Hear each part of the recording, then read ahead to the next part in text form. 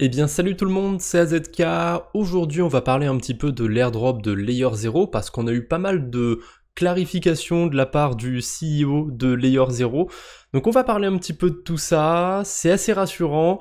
Je me suis fait une petite anti-sèche sur le côté, donc si jamais vous me voyez regarder un petit peu par là, c'est parce que je regarde mon anti-sèche. Donc, Brian Pellegrino, le CEO de Layer 0, nous a fait un post pour nous clarifier un petit peu la situation. Déjà, ça nous dit qu'il y a 6 millions de wallets qui ont interagi de près ou de loin avec Layer 0, enfin surtout de près, qui ont fait des interactions sur Layer 0, et il y en a que 3 millions d'entre eux qui ont fait au moins 5 transactions. Donc, a priori, ils vont considérer que ces 3 millions de wallets. Donc ça écrème une bonne partie de la liste, la moitié des portefeuilles, et il y avait eu toute une histoire autour des Sibylles, la chasse aux Sibylles qu'ils ont fait. À mon avis, ça leur a permis de récolter beaucoup de données qui vont probablement leur servir, et du coup, cette chasse aux Sibylles, elle est un petit peu enterrée maintenant. Ils continuent à sortir des clusters de temps en temps, mais ils ont l'air d'être passés sur un autre modèle. Là, il nous dit que les transactions qui ont une valeur de moins d'1$, les transactions avec les fameux NFT qui n'ont pas de valeur, il explique un petit peu ce que c'est, ce qu'ils considèrent comme des NFT qui n'ont pas de valeur.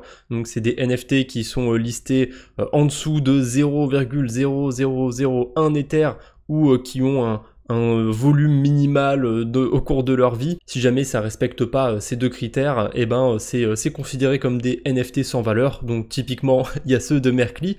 Et ben les transactions que vous avez fait autour de ces NFT, des transactions que vous aurez pu faire qui valent moins d'1$, elles vont quand même compter, mais elles vont compter juste 80% de moins. Alors, on va revenir un petit peu sur ça. Après, comment ils font le calcul? Est-ce que c'est par rapport au volume? Est-ce que c'est par rapport aux frais?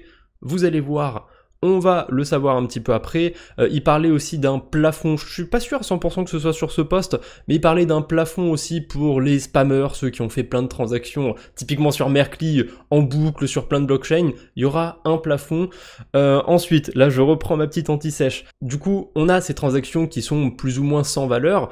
On va pas considérer le volume qui a été fait sur Layer 0, ce qui est considéré surtout pour l'airdrop, ça va être les frais qui sont dépensés. Pas les frais de transaction, parce que quand on fait une transaction sur Arbitrum, sur Optimism, sur ce que vous voulez, on paye des frais de transaction, mais c'est pas ça qui est pris en compte.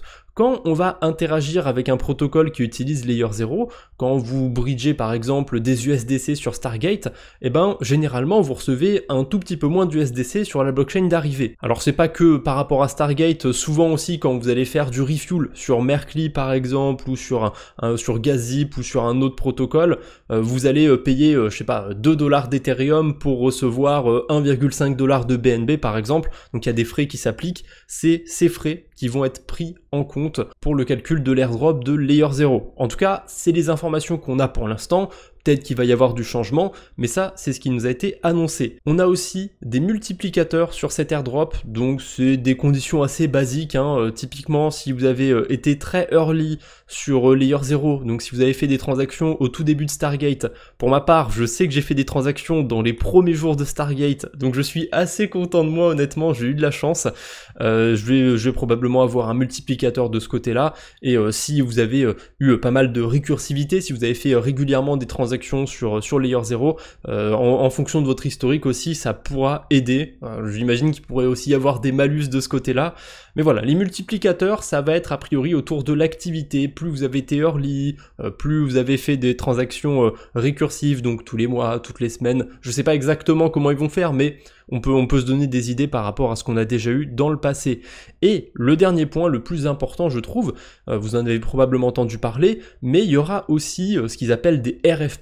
En gros, c'est des airdrops qui vont être distribués par des protocoles qui utilisent Layer 0. Il y aura une première phase de l'airdrop entre guillemets, ça va être l'airdrop de Layer 0 normal, et il y aura en même temps des tokens Layer 0 qui vont être airdroppés par des protocoles.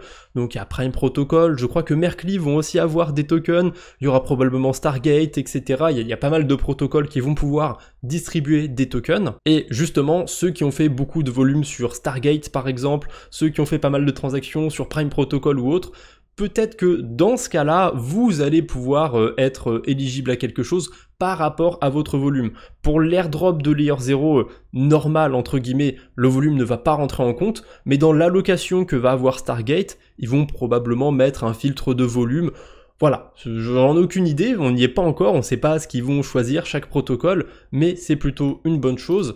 Et a priori, d'après ce tweet que j'ai vu, qui reprend justement un tweet de Brian Pellegrino, il semblerait que l'airdrop de Layer 0 et les RFP, donc les airdrops de la part d'autres protocoles, arriveront en même temps. Donc ça risque de faire un gros airdrop d'un coup, très curieux de voir ce que ça va donner.